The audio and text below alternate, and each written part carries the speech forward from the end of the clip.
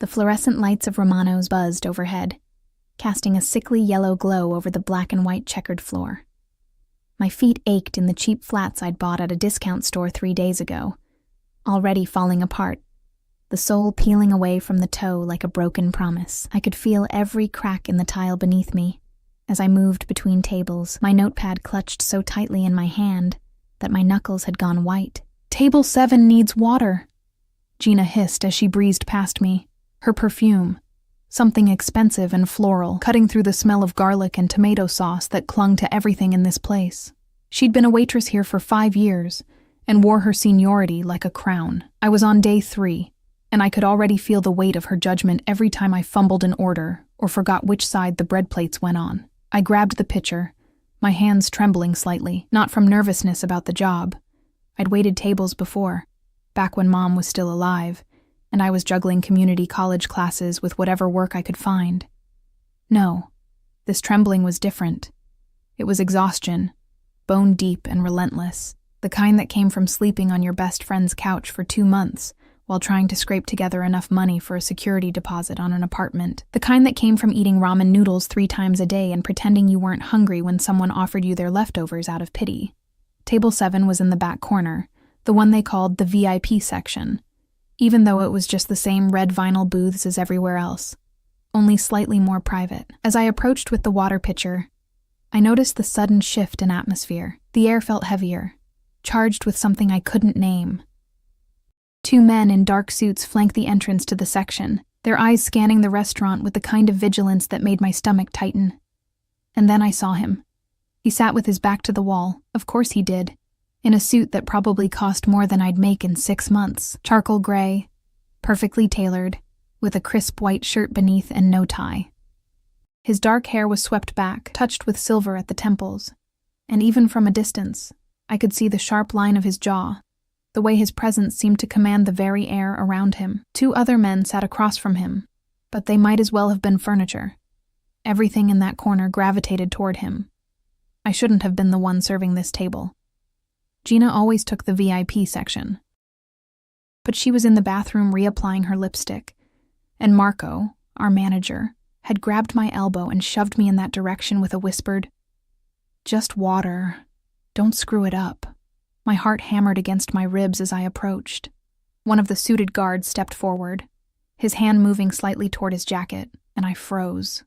"Water," I managed, my voice barely above a whisper. I held up the pitcher like a white flag. The guard looked past me to the table. I didn't see the signal, but there must have been one, because he stepped aside with a slight nod. I moved forward on legs that felt like they belonged to someone else. Up close, I could smell him. Not cologne exactly, but something else. Cedar and smoke and something darker, like aged leather and secrets. The 2 men across from him were talking in low voices about shipments and percentages, words that slid over me without meaning as I focused on not spilling water all over the pristine white tablecloth. I filled the first glass, then the second. My hand was steadier than I'd expected, some muscle memory from my previous waitressing jobs kicking in. I was reaching for the 3rd glass, the one in front of him, when my phone rang. Not vibrated. Rang. The shrill, desperate sound of my ringtone, some default melody I'd never bothered to change, cut through the low murmur of conversation like a knife. I jerked back instinctively, the water pitcher tilting, and I watched in horror as water sloshed over the rim of the glass I'd just filled, spreading across the tablecloth in a dark, damning stain. The conversation stopped. Everything stopped. My phone kept ringing. "I'm so sorry," I stammered, setting down the pitcher with shaking hands. I grabbed the napkin from the nearest place setting and dabbed uselessly at the water, but my phone was still ringing, still screaming from the pocket of my apron, and I could feel the eyes on me, the guards, the men at the table, and worst of all, his eyes. I fumbled for my phone, my fingers clumsy with panic. I should have silenced it. I should have ignored it. But the number on the screen made my breath catch. St. Mary's Hospital. And before I could think, before I could remember where I was or who I was standing in front of, I swiped to answer. "Hello? Is this Emma Chen?" The voice was brisk, professional, with an undercurrent of urgency that made my stomach drop. Yes. I'm working. Ms. Chen, this is St. Mary's Hospital. Your friend Sarah Mitchell was brought in 30 minutes ago. You're listed as her emergency contact. We need you to come down as soon as possible. The restaurant tilted around me. Sarah. Sweet, quiet Sarah who'd let me crash on her couch, who'd lent me money for my uniform, who'd promised me that things would get better. What happened? My voice cracked. Is she? I can't discuss details over the phone, but you need to come now. I was vaguely aware that I was still standing at the table, that I was having this conversation in front of him, in front of all of them. But Sarah's name was pounding in my head, drowning out everything else. I'll be right there, I said, and ended the call. For a moment, I just stood there, my phone clutched in my hand, the water stain spreading on the tablecloth in front of me. Then reality crashed back in. Where I was, what I'd done, the absolute disaster of the last 2 minutes. I'm so sorry, I whispered again, looking anywhere but at him. I have to. There's an emergency. I'm so sorry about the water. I'll pay for... I turned to flee, but Marco was already there, his face purple with rage. What the hell do you think you're doing? He hissed, grabbing my arm hard enough to bruise. You do not answer your phone in the middle of service. You do not... My friend's in the hospital. The words came out flat, emotionless. I was too overwhelmed to feel anything anymore. I have to go. You walk out that door, you're fired. You hear me? Fired. I looked at him, at his red face and his cheap suit and his small angry eyes, and I felt nothing. Sarah was worth 1,000 of these jobs, 1,000 of these moments. Fine, I said, and pulled my arm free. I was halfway across the restaurant, untying my apron with shaking fingers, when I heard it. A voice I hadn't heard speak before, low and measured and absolutely cold. Marco. Just that. Just his name. But the restaurant manager stopped mid-rant, his mouth hanging open, and turned toward the VIP table like a puppet on strings. I should have kept walking. I should have pushed through those doors and never looked back. But something made me pause, made me glance over my shoulder. He was standing now. And standing, he was taller than I'd expected. The 2 men who'd been sitting across from him had gone quiet, their eyes lowered. The guards had straightened to attention. And Marco looked like he might pass out. The man in the charcoal suit didn't raise his voice. He didn't need to. The girl, he said, his eyes finding me across the restaurant. Don't let her leave. The world narrowed to a pinpoint.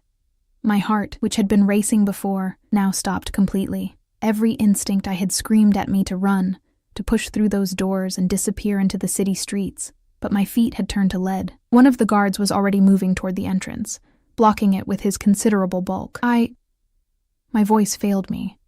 I tried again. My friend. She's in the hospital. I have to...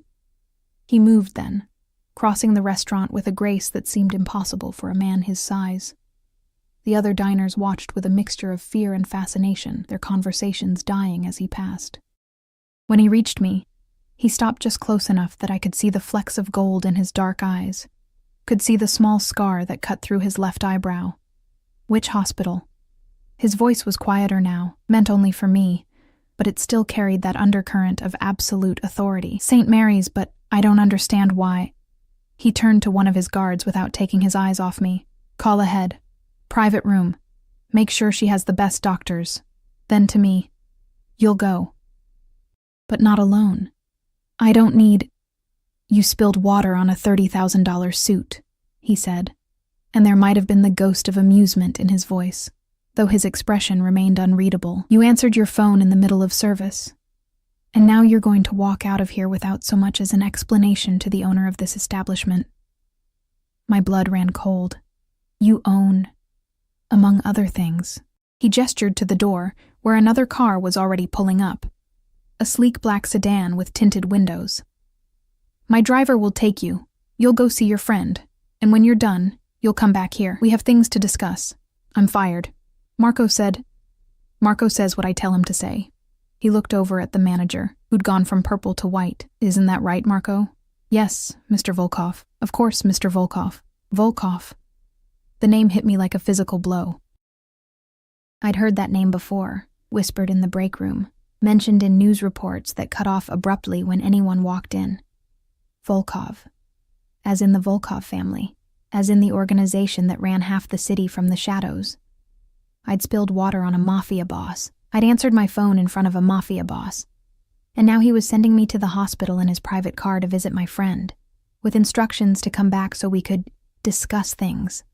Every self-preservation instinct I had screamed at me to refuse, to run, to disappear into whatever hole I could find and never come out.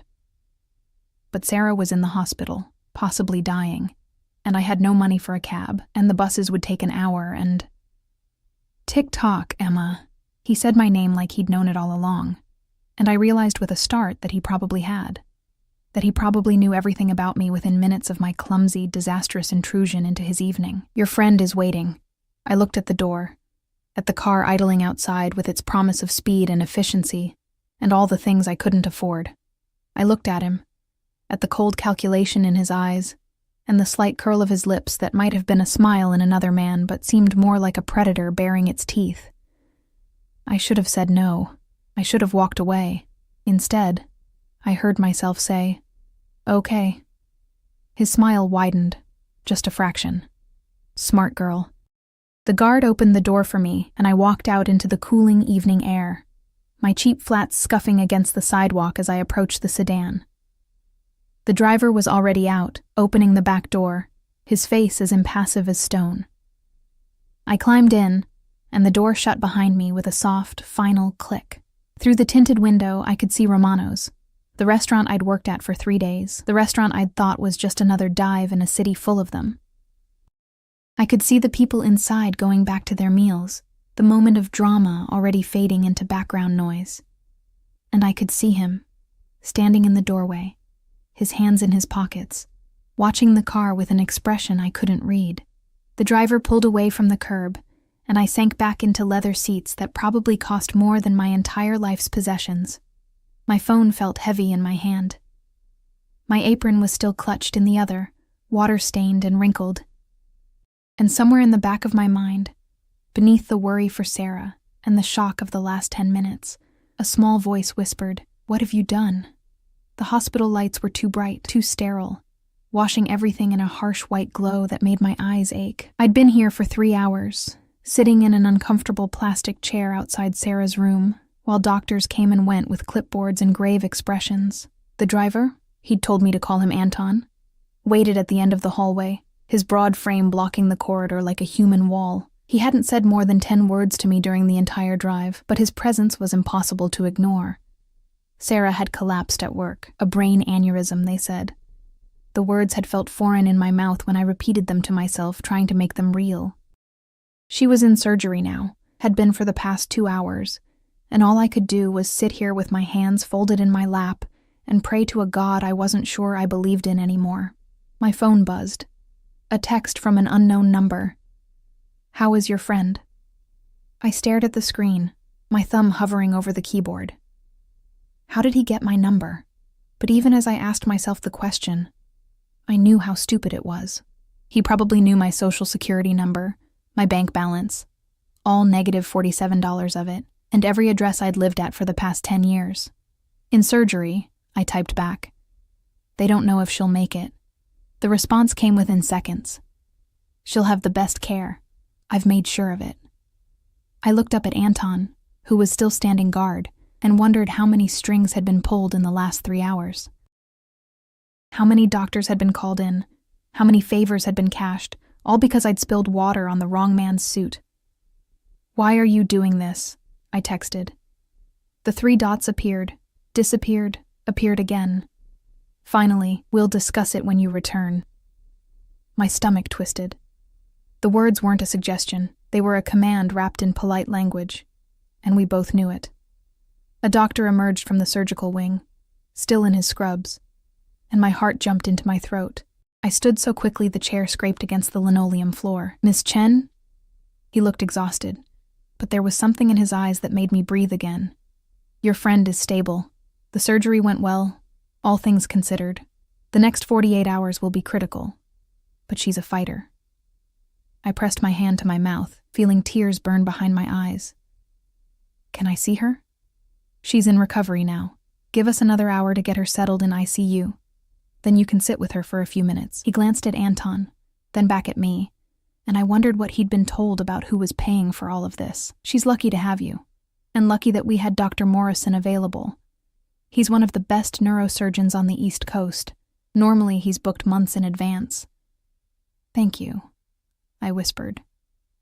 But the gratitude felt hollow. Dr. Morrison hadn't appeared out of the goodness of his heart. He'd appeared because Dmitry Volkov had made a phone call, and when a man like that called, people answered. The doctor nodded and walked away, leaving me standing in the middle of the hallway with Anton's eyes on my back. I turned to face him, this silent sentinel who'd been watching me for hours.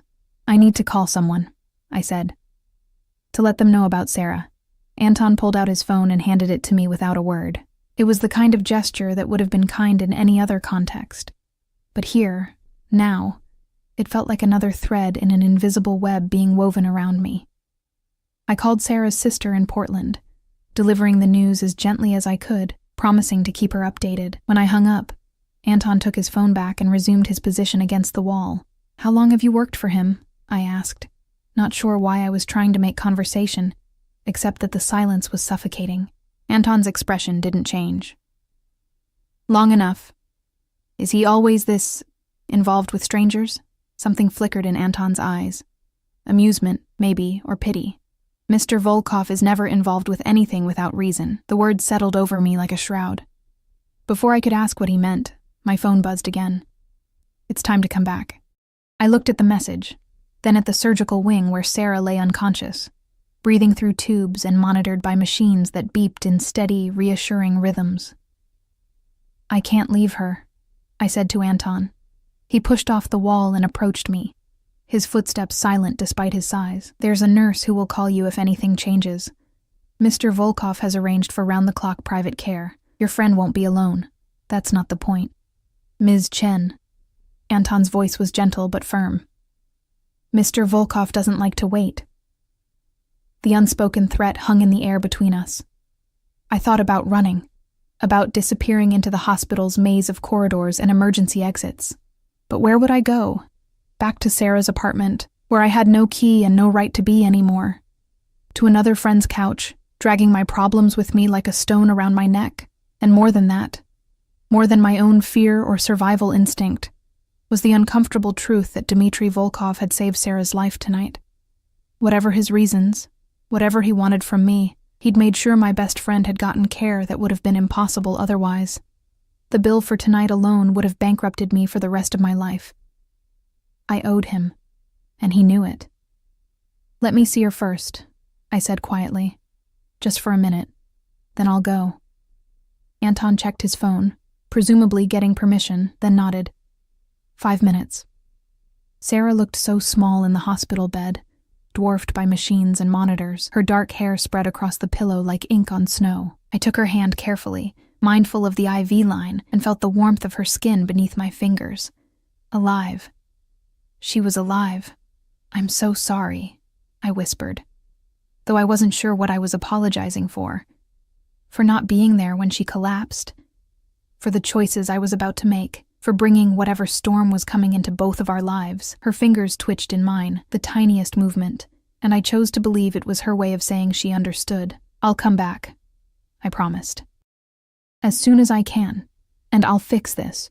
Whatever I have to do, I'll fix it. The words felt like a vow, and as I left the room with Anton's hand hovering near my elbow, not touching, never touching, but always there, I wondered what exactly I'd just promised. And to whom? The drive back to Romano's felt longer than the drive to the hospital. Every red light an eternity. Every block a small death. The city at night was a different animal than during the day. Shadows stretched longer, neon signs bled their colors into puddles on wet pavement, and the people on the sidewalks moved with the kind of wariness that came from knowing danger could be lurking around any corner. The restaurant was closed when we arrived, the neon sign dark, chairs upturned on tables visible through the windows. Anton led me not to the front entrance, but to a side door I'd never noticed before. one that required a keycard to open.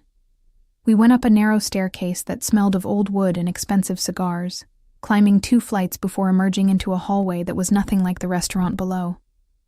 Here, the floors were hardwood, polished to a mirror shine. The walls were painted a deep burgundy, with paintings I suspected were originals hung at precise intervals. Sconces cast warm pools of light, and the air conditioning was set to exactly the right temperature, not too cold, not too warm. Anton stopped at a heavy oak door at the end of the hallway and knocked twice. A voice from within, his voice, said something in what I thought might be Russian, and Anton opened the door, gesturing for me to enter. The office was exactly what I would have expected, and nothing like it at the same time. Dark wood furniture, floor-to-ceiling bookshelves lined with leather-bound volumes, a desk that looked like it belonged in a museum. But there were also modern touches, a state-of-the-art computer setup, multiple phones, and a window that overlooked the entire street below, with a view that would have cost millions in any other building. He stood by that window, his back to me, hands clasped behind him. He'd removed his suit jacket, and I could see the way his white shirt stretched across his shoulders, the suggestion of strength beneath the civilized veneer. "Thank you, Anton," he said without turning around. "That will be all." The door clicked shut behind me, and suddenly I was alone with him, truly alone. For the first time since that disastrous moment at the table, my heart hammered against my ribs, and I had to resist the urge to check if the door was locked. "Your friend will recover," he said, still facing the window. "Dr. Morrison is optimistic, thank you." The words felt inadequate, too small for what he'd done. "I don't know how I can ever repay me." Now he turned, and the look in his eyes made my breath catch. "That's what we're here to discuss." He moved to the desk and picked up a folder. Manila, unremarkable, the kind you could buy at any office supply store. But when he opened it, I saw my face staring back at me. A photo, recent, from my driver's license, and beneath it, pages of information about my life laid out in stark black and white. "Emma Rose Chen," he read aloud, his accent giving my name a different cadence. 26 years old, no living family, community college dropout, 7 different jobs in the past 3 years, none lasting more than 6 months. Current address? He paused, his eyes lifting to meet mine. "Well, you don't really have one, do you?" My face burned. "I didn't realize my employment history was any of your business." "Everything in my restaurants is my business." He set the folder down and leaned against the desk, crossing his arms. "You walked into my establishment 3 days ago with a fake reference and a smile. Marco was too desperate for staff to check properly. I, however, am never that careless. If you knew I lied on my application, why didn't you fire me then?" "Because I was curious." He said it so simply, like curiosity was reason enough to let a fraud continue working in his restaurant. A girl willing to forge references to get a waitressing job, that speaks of desperation, and desperate people are either dangerous or useful. "I'm not dangerous." "No," he agreed, his eyes traveling over me in a way that made me feel exposed, vulnerable. "You're not, but you might be useful." I wrapped my arms around myself, suddenly cold despite the perfect temperature. "What do you want from me?" He was quiet for a long moment, studying me with an intensity that made my skin prickle. Then he pushed off from the desk and crossed to a cabinet, pulling out a crystal decanter and 2 glasses. He poured amber liquid into both, whiskey from the smell, and held one out to me. I didn't take it. "I don't drink. Tonight you do." It wasn't a suggestion. My hand shook as I accepted the glass. I didn't drink, brought it to my lips and let the liquid burn a path down my throat. It was smooth and expensive, and everything I'd never been able to afford, and I hated that even this small act felt like surrender. He took a sip from his own glass, watching me over the rim. "There's a man," he said finally. "His name is Viktor Kozlov. He worked for me once, handling shipments from overseas. Last month he decided my 30% wasn't enough. He thought he could skim off the top, hide his tracks, disappear with enough money to start over somewhere warm and sunny. I said nothing, unsure where this was going or why he was telling me any of this. He was wrong," Volkov continued. "I found the discrepancy within days. But Victor, clever Victor, he'd already run. He's in the wind now, somewhere in this city, hiding like the rat he is. I don't understand what this has to do with me." Victor has a girlfriend. Had a girlfriend, I suppose, since he left her behind when he ran. He pulled another folder from his desk.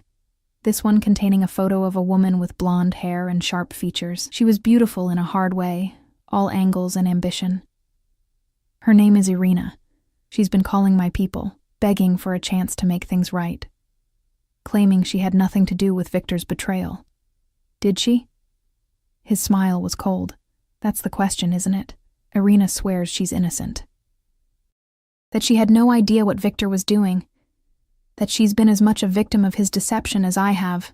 He set the photo down. I don't believe her. Then why not just... I stopped, not wanting to finish the thought. Kill her? He said it casually, like we were discussing the weather. Because dead women don't lead me to Victor. And Irina is going to lead me to him, one way or another. The problem is she knows she's being watched. My men have been following her for weeks, and she's too smart to make contact with Victor while she knows we're looking. Understanding began to dawn, cold and terrible. You want me to watch her, not watch. Befriend. He moved closer, close enough that I had to tilt my head back to maintain eye contact. You need a job. You need money. You need a place to live. I can provide all of that. In return, you'll get close to Irina. You'll gain her trust. And when she finally reaches out to Victor, and she will, eventually, you'll tell me where he is. I'm not a spy. No, you're a waitress. A broke, desperate waitress who just had a very public emergency at my restaurant. Irina frequents a coffee shop 3 blocks from here, Costa's. They're hiring. You'll apply, you'll get the job, and you'll strike up a friendship with a woman who's just as alone and desperate as you are. He reached out, and I flinched, but he was only tucking a strand of hair behind my ear, his fingers barely grazing my skin. It's really very simple, and if I say no? His hand dropped, but he didn't step back. Then your friend Sarah will receive a very large hospital bill, one that her insurance, if she even has insurance, won't begin to cover. She'll wake up from surgery to find herself buried in debt that will follow her for the rest of her life. Is that what you want? The threat was delivered in the same calm, measured tone he'd used for everything else, which somehow made it worse. I thought of Sarah lying in that hospital bed, tubes and wires keeping her alive, and felt something inside me crack. That's not fair. No, he agreed. It's not, but fairness is a luxury neither of us can afford. I wanted to throw the whiskey in his face. I wanted to scream, to fight, to do anything other than stand there and accept this manipulation. But what choice did I have? Sarah was alive because of him. I was standing here, in this office, drinking his whiskey, because he'd decided to make me an offer instead of having Anton throw me out onto the street. How long? My voice came out steady, which surprised me. As long as it takes. Could be days. Could be weeks. And after, when you find Victor, then you're free. I'll clear Sarah's medical bills, give you enough money to start over somewhere new if that's what you want, and you'll never hear from me again. It sounded too good to be true, which meant it probably was. But the alternative, watching Sarah drown in debt while I went back to couch surfing and lying on job applications, wasn't really an alternative at all. I drained the rest of the whiskey, letting it burn away the last of my resistance. When do I start? His smile was triumphant, and I hated that I'd given him that victory. Tomorrow, Anton will take you to an apartment I own. Furnished, utilities included. Get some sleep. Be at Costa's by 9 a.m. to fill out an application. He moved back to his desk and pulled out a wallet, extracting several bills that he held out to me. For clothes. You'll need to look the part. I looked at the money. More cash than I'd seen in months, and felt something die inside me as I reached out and took it. One more thing, Emma. His voice stopped me as I turned toward the door. Irina is dangerous. She's survived in this world by being smart and ruthless. Don't underestimate her, and don't, under any circumstances, let her know who you really work for. I don't work for you. Don't you? His eyes glittered with amusement. We'll see. Anton was waiting in the hallway when I emerged, and he led me back down the stairs in silence. The money felt heavy in my pocket. The weight of my choices felt heavier still. As the car pulled away from Romano's, I looked back at the dark windows and wondered what I'd just agreed to. What compromises I'd just made. What pieces of myself I'd just sold. The only answer was the city lights blurring past the window and Anton's silent presence in the front seat, driving me toward an apartment I hadn't earned and a future I couldn't see. The apartment was on the 4th floor of a building in a neighborhood I'd only ever walked through quickly, eyes down, trying not to look like I didn't belong. Anton unlocked the door and stepped aside, letting me enter first, and I stood in the doorway for a long moment before my feet would agree to carry me inside. It was beautiful. That was the first thought. Clean hardwood floors, white walls with crown molding, furniture that looked both modern and comfortable, a kitchen with actual counter space and appliances that weren't held together with duct tape. Through an open doorway, I could see a bedroom with a queen-sized bed covered in a soft gray duvet. "Mr. Volkov had it prepared for you," Anton said, setting a key on the entrance table. "There are clothes in the closet. He guessed your size. If anything doesn't fit, let me know." I walked further in, my cheap flats silent on the expensive floor. The windows overlooked the street below, curtains already drawn for privacy. There was a bookshelf with actual books, a TV mounted on the wall, even fresh flowers in a vase on the coffee table. It was perfect. It was a cage dressed up as kindness. "The building has security," Anton continued. "I'll be checking in regularly. If you need anything, my number is programmed into your phone." "When did you program your number into my phone?" He didn't answer, just gave me that look that suggested the question itself was naive. Of course he'd had access to my phone. Probably while I was sitting in the hospital, worrying about Sarah. Nothing was private anymore. Nothing was mine. "Get some rest," he said, moving toward the door. "Tomorrow's going to be a long day." When he left, the silence in the apartment felt oppressive. I walked through each room slowly, touching things like I needed to confirm they were real. The bathroom had fluffy white towels and expensive soap. The kitchen was stocked with food, real food, not ramen noodles and expired crackers. The closet held clothes in my size, just as Anton had said. Jeans and simple tops, a jacket, even new shoes that didn't have peeling soles. I sat on the edge of the bed and pulled out the cash Volkov had given me.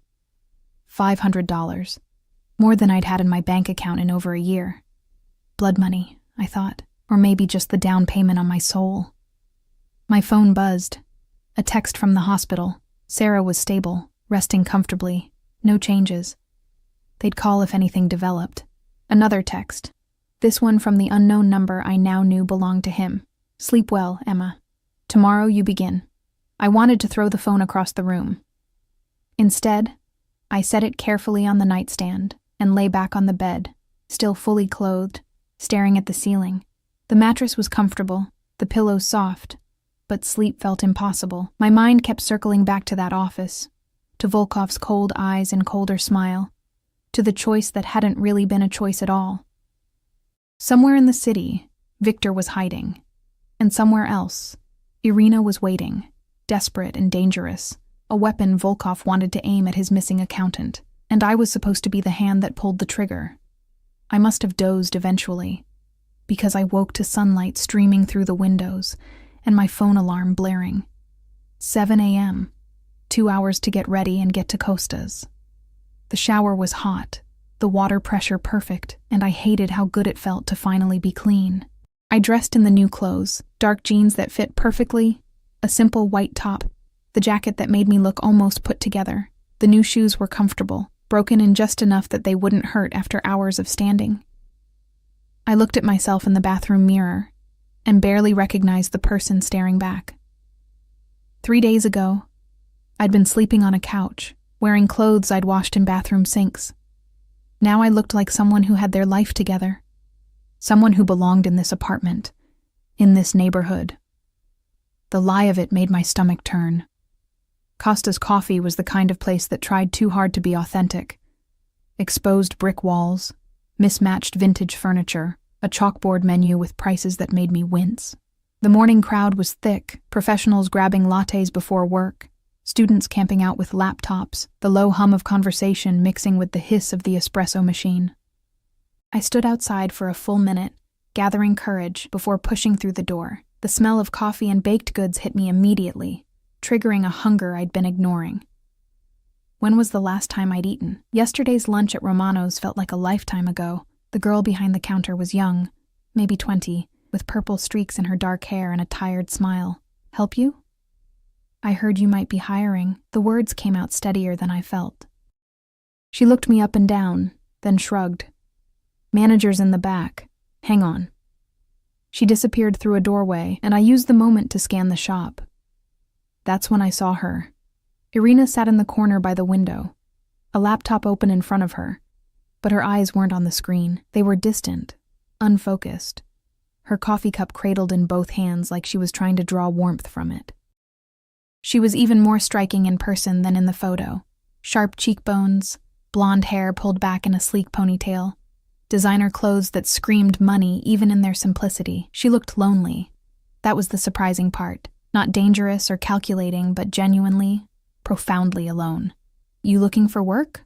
A man emerged from the back, 50s, balding, wiping his hands on a towel. The manager, presumably. I tore my eyes away from Irina. Yes, I have experience. I've worked at... Can you start today? The question caught me off guard. Today? Girl who was supposed to open called in sick. If you can handle a rush and don't mind jumping in without training, the job's yours. $8.50 an hour plus tips.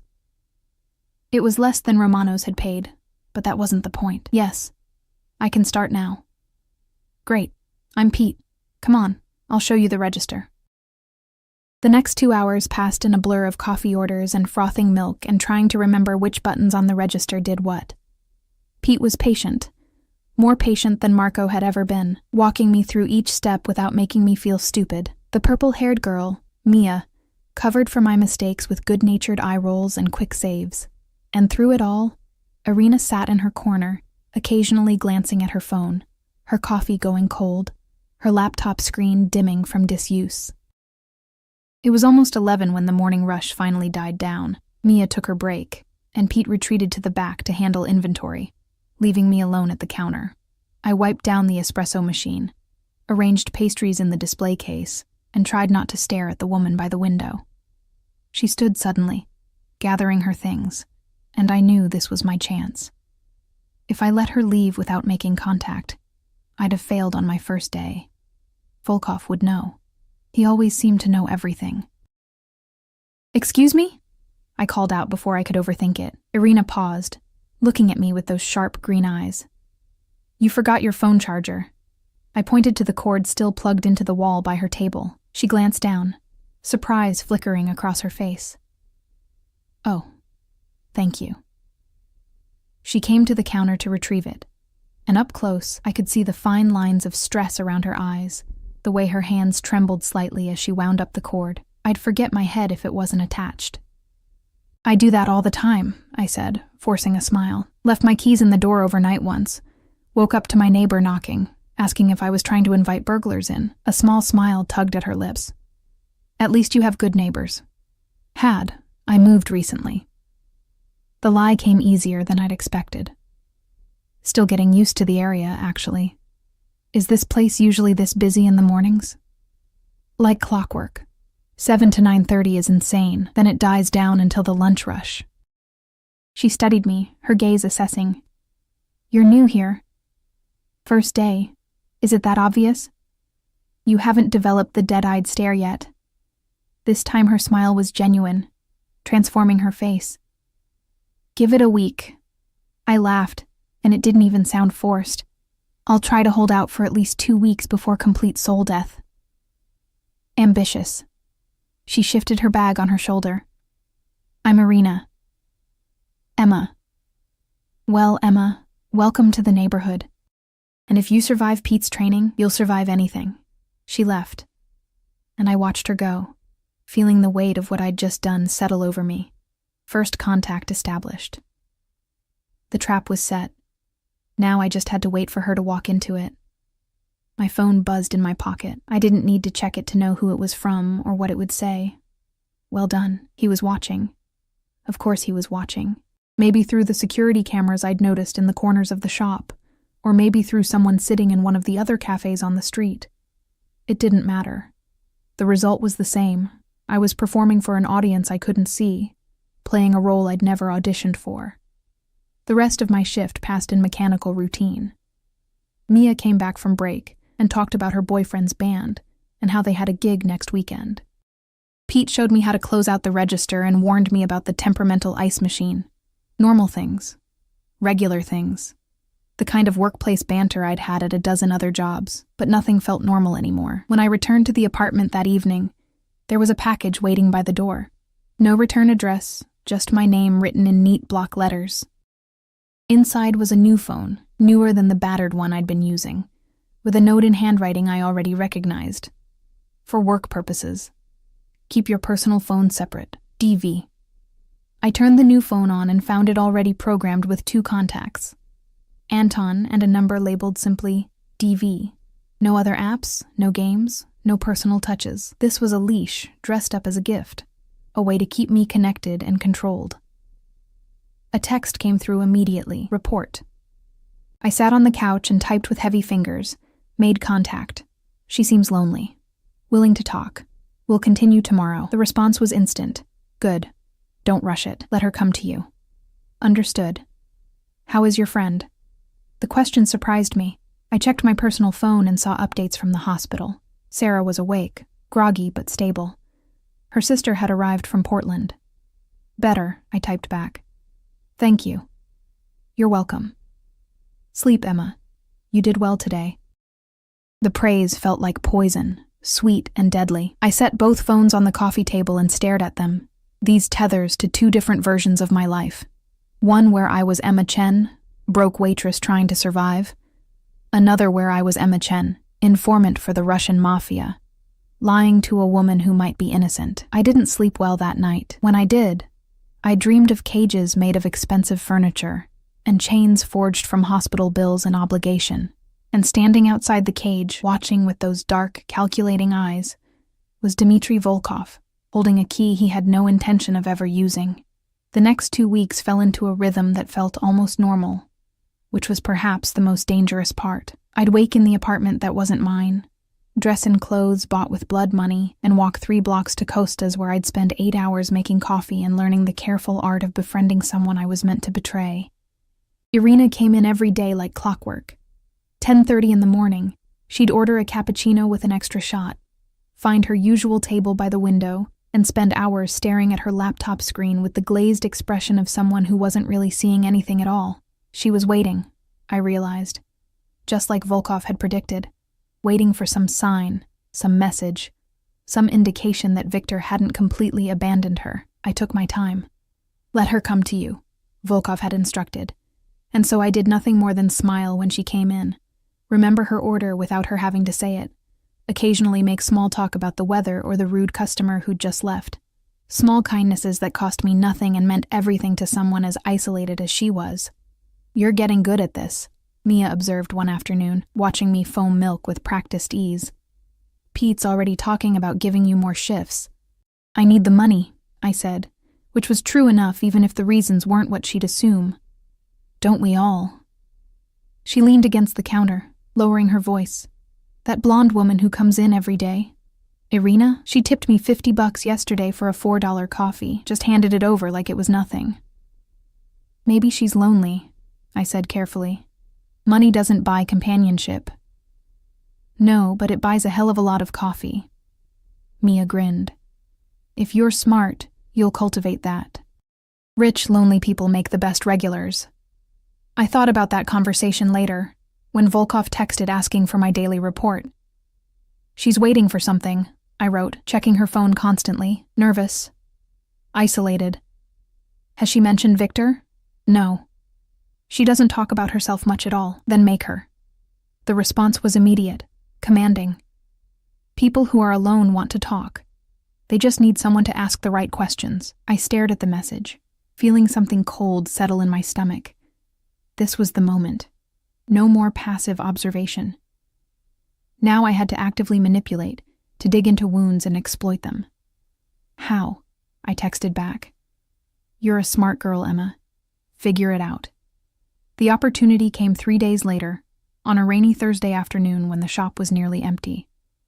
Irina sat at her usual table, but instead of staring at her laptop, she had her face in her hands, her shoulders shaking with silent sobs. I looked around. Mia was on break. Pete was in the back. Just me and a crying woman, who I was supposed to be befriending for all the wrong reasons. I grabbed a napkin and a glass of water and crossed the shop before I could overthink it. "Hey," I said softly, setting both on her table. "Are you okay?" She looked up, her makeup smeared, her eyes red. "I'm fine. Sorry. I'm so sorry." "Don't apologize." I pulled out the chair across from her without asking. "Bad day?" She laughed, a broken sound. "Bad month. Bad year, really. Want to talk about it?" I kept my voice gentle, concerned. "I'm a good listener. Comes with the waitress territory." For a moment I thought she'd refuse. Her expression closed off, defensive walls slamming into place. But then something in her seemed to crack, and the words came spilling out. "My boyfriend left me." She grabbed the napkin, dabbing at her eyes. "Just disappeared one day, took all his things, emptied our joint account, and vanished. I keep thinking he'll call, that he'll explain, that there's some reason that makes sense. But it's been a month, and nothing. I felt like the worst kind of person. I'm so sorry. That's awful. The stupid thing is, I should have seen it coming. The late nights, the secret phone calls, the way he'd freeze whenever I asked about work." She took a shaky breath. "I just didn't want to believe that the person I loved could do that to me. Have you tried to find him?" Her laugh was bitter. "Everywhere. Called all his friends, checked with his family, even hired a private investigator. It's like he never existed, like our entire relationship was just fiction." I reached across the table and took her hand, hating myself. "You deserve better than that, do I?" She looked at me with those sharp green eyes, and for a moment, I saw something dangerous beneath the vulnerability. Maybe this is exactly what I deserve. No one deserves to be abandoned like that. She was quiet for a long moment, studying me. "You're very kind, Emma. Most people would have just ignored the crazy crying lady. I'm not most people." The words felt true, even as I spoke them for manipulation. "And you're not crazy. You're hurt. There's a difference. Is there?" But she squeezed my hand, a small gesture of gratitude. "Thank you. Really. I didn't realize how much I needed someone to just listen." "Anytime," I said, and meant it even as I hated what I was doing. "That's what friends are for." The word seemed to surprise her. "Friends?" "If you want to be. I'm new to the city, don't know many people. Could use a friend myself." Something shifted in her expression. Hope, maybe, or relief at not being alone anymore. "I'd like that." When my shift ended, I found a text waiting. "Excellent work. Keep building trust. The rest will follow." I deleted it without responding and walked home in the rain, letting the water soak through my jacket because I deserved to be uncomfortable. I deserved worse than that. After that day, everything changed. Irina started staying longer at the coffee shop, timing her visits with my shifts. We'd talk during my breaks, small conversations at first, about movies and books, and the little mundane things that filled a life. But gradually, she began to open up more, sharing pieces of her past that I carefully filed away to report later. She'd grown up in Moscow, came to America when she was 20, met Victor at a nightclub 3 years ago. He'd been charming, attentive, successful. She'd fallen hard and fast, ignoring the red flags because she'd wanted so desperately to believe in the fairy tale. "He worked for some very powerful people," she told me one afternoon, her voice dropping low, even though we were alone. I never asked questions, didn't want to know. But I wasn't stupid. I knew the money wasn't clean. "What kind of people?" I kept my tone casual, curious. She shook her head. "The kind you don't ask about if you want to stay healthy. The kind who make people disappear when they become inconvenient." My blood ran cold. Was she talking about Volkov? Did she know who her boyfriend had stolen from? "Is that why he ran?" I asked carefully. "Did he get in trouble with them?" "I think so. But he never told me anything concrete, just packed his bags one night and said he had to go away for a while. I thought he meant a business trip." Her voice cracked. "I didn't realize he meant forever." I reported it all that night, feeling like Judas counting his silver pieces. Volkov's responses were clinical, analytical. "She knows more than she's saying. Press harder." Find out if she has a way to contact him. I think she's genuinely in the dark, I texted back. Or she's a better liar than you are. The words stung, probably because they were meant to. I was a liar now. A good one, apparently, since Irina trusted me enough to cry on my shoulder and share her secrets. The fact that every word was being reported to the man who wanted to kill her boyfriend should have made me feel something. Guilt, shame, horror. But mostly I just felt numb. Sarah was out of the hospital now, recovering at her sister's place in Portland. The bills had been paid in full, just as promised. I visited her once, took a bus for 8 hours each way, and sat by her bed while she slept. She'd looked so peaceful, unaware of the price I'd paid for her life. "I'm sorry," I'd whispered, though I wasn't sure if I was apologizing to her or to myself. 3 weeks into my friendship with Irina, everything imploded. It was a Saturday evening. I'd finished my shift and was walking home when I saw the car, sleek, black, familiar. It pulled up beside me, the back window rolling down to reveal Volkov's face. "Get in." It wasn't a request. I climbed into the back seat, my heart pounding, trying to think what I'd done wrong. He waited until Anton pulled away from the curb before speaking. "Irina received a package today. Did she mention it?" "No." "We didn't talk much today." She seemed distracted. "The package contained a burner phone and instructions to be at a specific location tomorrow night at midnight. Alone." My stomach dropped. "Victor?" "Almost certainly." He turned to face me, his expression unreadable in the dim light. "This is what we've been waiting for. She'll go to meet him, and you're going to make sure I know exactly where and when." "How am I supposed to do that? I can't exactly ask her. You'll tell her you're worried about her, that you've noticed she's been acting strange. You'll offer to go with her for safety. She'll refuse, but you'll insist on at least knowing where she'll be, in case something goes wrong." He made it sound so simple, so reasonable. "She trusts you now. She'll tell you. And then what? You'll just show up and kill Victor? What happens to Victor is none of your concern. Your job is to get me the location. After that, our arrangement is complete. You'll have your freedom." Freedom. The word sounded hollow. "What about Irina? What about her? Will you hurt her?" His eyes narrowed. "Are you developing a conscience, Emma? Now, of all times?" "I'm asking a question. If Irina is innocent, she has nothing to fear from me. If she knew what Victor was doing and helped him." He shrugged. "Then she's as guilty as he is." I thought about the woman who'd cried at the coffee shop, who'd shared her pain with me, who'd called me a friend. She doesn't know anything. Then prove it. Get me that location, and we'll find out exactly what Irina does and doesn't know. The car stopped outside my apartment building. Anton got out and opened my door, waiting. "You have until tomorrow afternoon," Volkov said. "Don't disappoint me." I barely slept that night. Every time I closed my eyes, I saw Irina's face, trusting, vulnerable, completely unaware that her new friend was a viper in disguise. By morning, I'd made a decision that was probably going to get me killed. I went to Costa's early, before my shift, and found Irina already there. She looked terrible. Dark circles under her eyes, her hands shaking as she lifted her coffee cup. "Emma."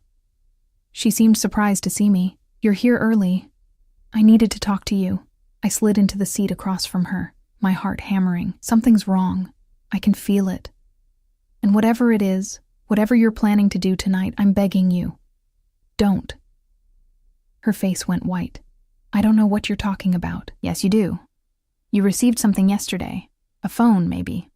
Instructions. And now you're planning to meet someone. And Irina, I'm terrified that you're walking into a trap. How do you—" She stopped, her eyes widening with understanding and betrayal. "Oh my God, you're working for them. For him." The words hit like a physical blow. "Irina?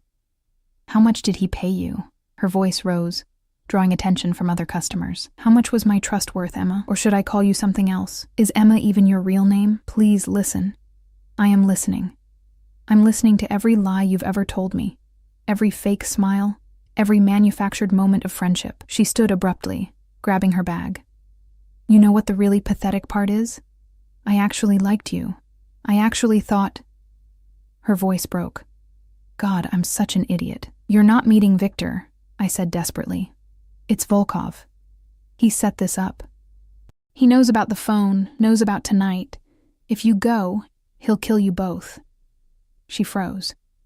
Why are you telling me this? Because despite everything, despite what I've done, I don't want to see you die. The truth of it surprised even me.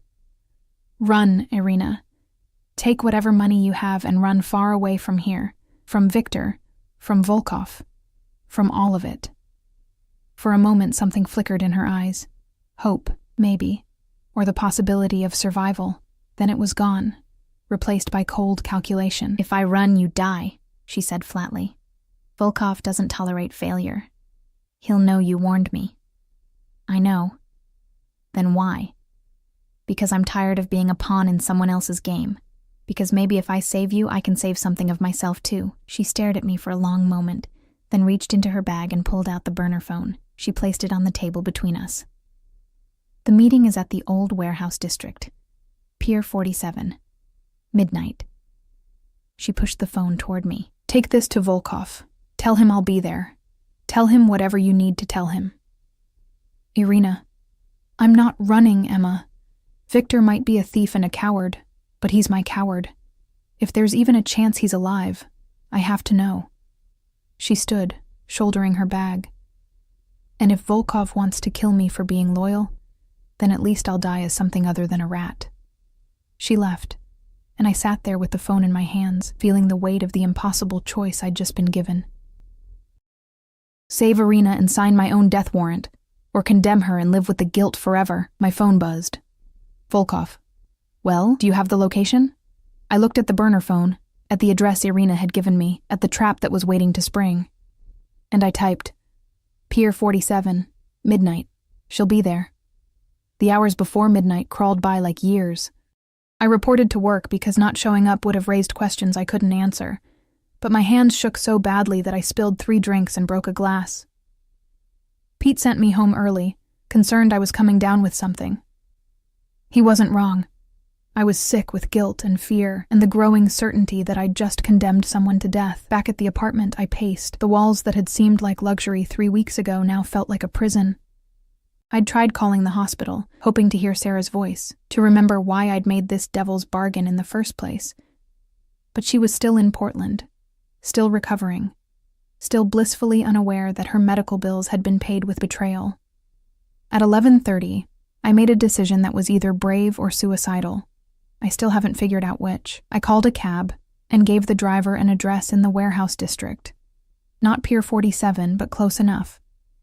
He looked at me skeptically, a young woman in jeans and a jacket asking to be dropped off in one of the most dangerous parts of the city at night. But money was money. He took it and left me standing on a cracked sidewalk under a broken streetlight. The warehouses loomed around me like sleeping giants, their broken windows like empty eye sockets.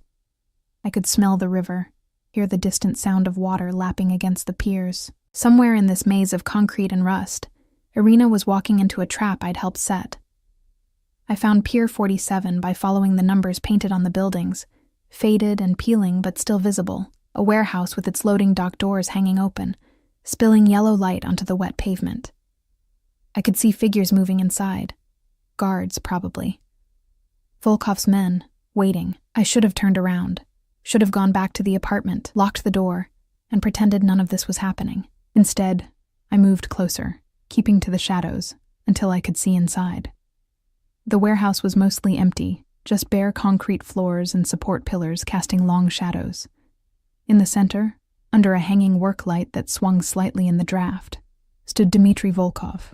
He wore all black tonight, no suit jacket, just slacks and a fitted shirt that made him look less like a businessman and more like what he really was, a predator. Anton and 3 other men flanked him, all armed, all watching the entrance. And then I saw her. Irina walked through the loading dock doors at exactly midnight, her chin up, her shoulders back, every inch of her radiating defiance despite the fear I could see in her eyes. She wasn't alone. A man walked beside her, thin and nervous-looking, with Victor's face from the photos I'd seen. He'd come, despite everything, despite the danger. He'd come for her. Victor Kozlov. Volkov's voice carried across the warehouse, calm and cold. I was beginning to think you'd forgotten about me." "I haven't forgotten anything." Victor's voice shook. He was terrified, barely holding himself together. "I have the money. All of it. What I took, plus interest. Just let us go and you'll never see either of us again." "The money." Volkov laughed, a sound without humor. "You think this is about money, isn't it?" Irina stepped forward, drawing Volkov's attention. "Isn't that what this is always about with men like you? Power and money and ego?" "Men like me."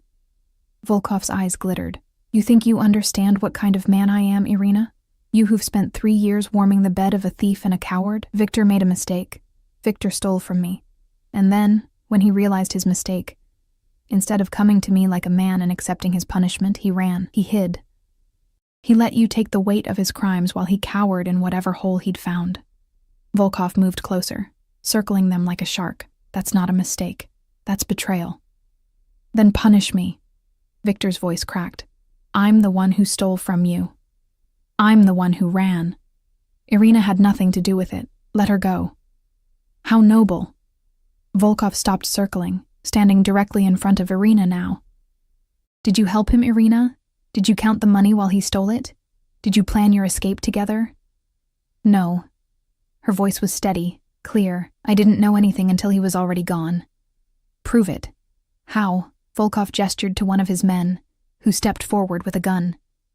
He placed it in Irina's hand, then stepped back. "Victor betrayed me," Volkov said quietly. "He stole from me, lied to me, made a fool of me in front of my organization. The punishment for that is death. But I'm a fair man, Irina. If you truly had nothing to do with his crimes, prove it. Kill him yourself, and you walk away free." The warehouse went silent. Even the sound of the river seemed to fade. Irina stood there with the gun in her hands, staring at Victor, who'd gone the color of ash. "Irina, no," Victor started. "Shut up." Her voice was hard, flat. "After everything you've put me through, you don't get to tell me what to do." She raised the gun. Victor closed his eyes, and I couldn't watch anymore. "Stop!" I stepped out of the shadows, my voice echoing off the concrete walls. Every head turned toward me. Volkov's expression didn't change, but something flickered in his eyes. Surprise, maybe, or anger that I dared to interfere. "Emma?" Irina lowered the gun slightly. "What are you doing here? Saving you from making a mistake you can't take back." I walked forward on legs that threatened to give out, forcing myself to maintain eye contact with Volkov. She didn't know. Victor told me himself. He kept everything from her to protect her. She's innocent. Victor told you. Volkov's voice was dangerously soft. "And when exactly did you have this conversation with Victor?" The lie died in my throat. I had no answer that wouldn't damn me. "You warned her," he continued, moving toward me now with that same predatory grace. "After I specifically told you to simply get the location, you decided to play hero. Tell me, Emma, what exactly did you think would happen when you betrayed me?" "I thought..." My voice shook. "I thought maybe if I told the truth, if I admitted what I'd done, you might..." "What?" "Show mercy?" He laughed, and it was the coldest sound I'd ever heard. "I don't show mercy to people who betray me. Ask Victor how well that works out." "Then kill me." The words came out stronger than I felt. "But let them go. Please." Irina didn't know. Victor's willing to return the money, and I'm the one who lied to you. I'm the one who broke our agreement. Yes, you did. He was close enough now that I could smell cedar and smoke, could see the flecks of gold in his dark eyes. You lied. You manipulated. You played both sides, thinking you were clever enough to outsmart me. I know I wasn't. And yet... He reached out, his hand cupping my jaw, forcing me to meet his eyes. "You're standing here, willing to die to protect people you barely know. People who wouldn't do the same for you. Why?" "Because it's the right thing to do, the right thing." He said it like the concept was foreign. "And what about our agreement? What about your friend Sarah and her medical bills? What about the apartment, the clothes, the money I gave you? Was none of that worth keeping your word?" "It was worth everything," I whispered. but not someone's life, not Irina's, not even Victor's. He studied me for a long moment, his thumb brushing across my cheekbone in a gesture that would have been tender in any other context. Then he released me and stepped back. Anton. The big man stepped forward. I braced myself for the bullet, the blade, whatever end Volkov had chosen for me. Instead, Volkov said, "Take Victor. He'll work off his debt in our Eastern operations. 5 years, no contact with the outside world. If he runs again, kill everyone he's ever cared about, including Irina." Victor's face crumpled with relief and terror. Thank you. Get him out of my sight." Volkov waved dismissively, and Anton hauled Victor away. The thief was still babbling gratitude as they disappeared into the shadows. Volkov turned to Irina. "You're free to go. But if I ever see you in this city again, if you ever try to contact Victor, if you ever breathe a word of this to anyone, I understand." Irina's voice was barely above a whisper. She looked at me, her eyes swimming with tears. "Emma, go," I said gently.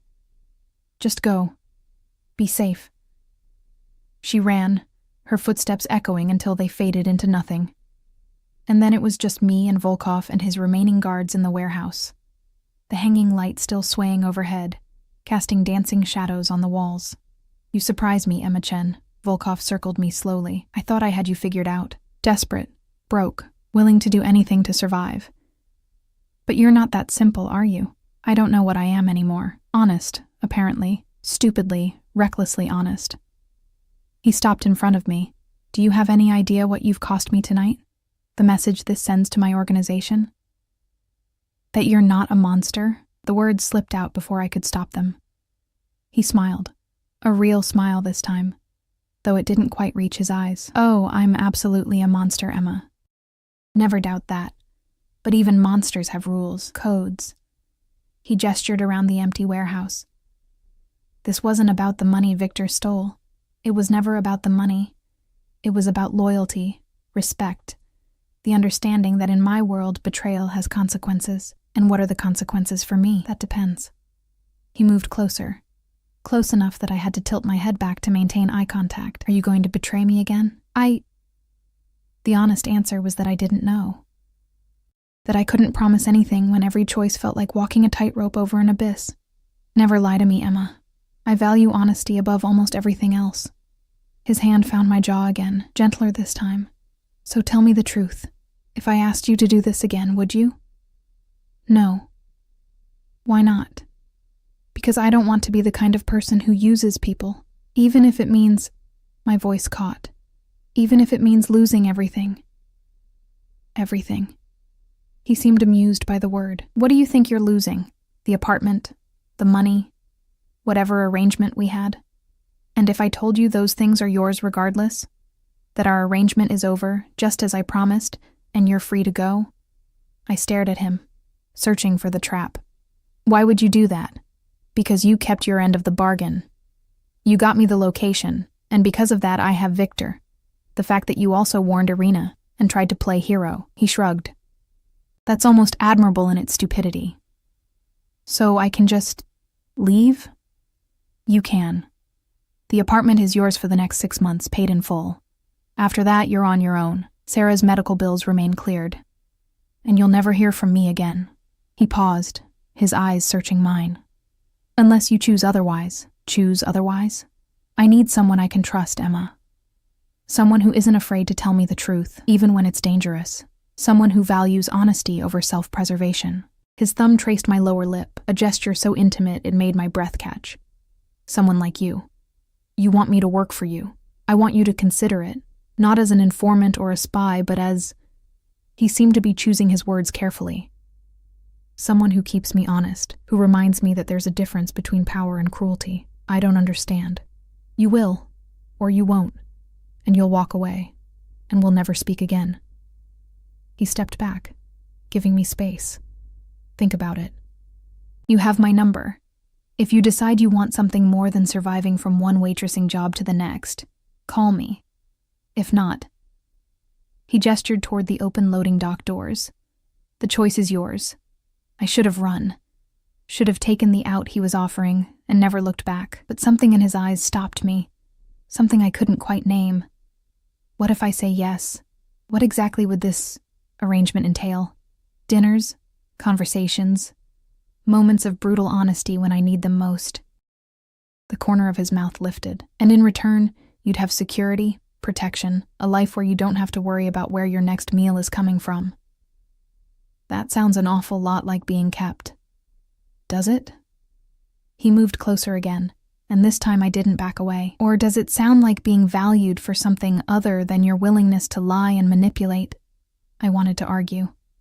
Wanted to tell him that this was just another form of manipulation, another cage dressed up as freedom. But looking into his eyes, seeing the genuine curiosity there, the interest that went beyond simple control, I couldn't quite convince myself it was all a lie. I need time, I said finally, to think, to figure out what I want. Take all the time you need. He pulled a card from his pocket, heavy cardstock with nothing but a phone number embossed in gold. When you decide, call me. Or don't. The choice has always been yours, Emma. I just hope you'll choose wisely. He left then, his guards following, their footsteps fading until I was alone in the warehouse, with just the swaying light and my racing thoughts. 3 days later, I stood in Sarah's hospital room in Portland, watching her sleep peacefully, free of tubes and monitors and the machines that had kept her alive.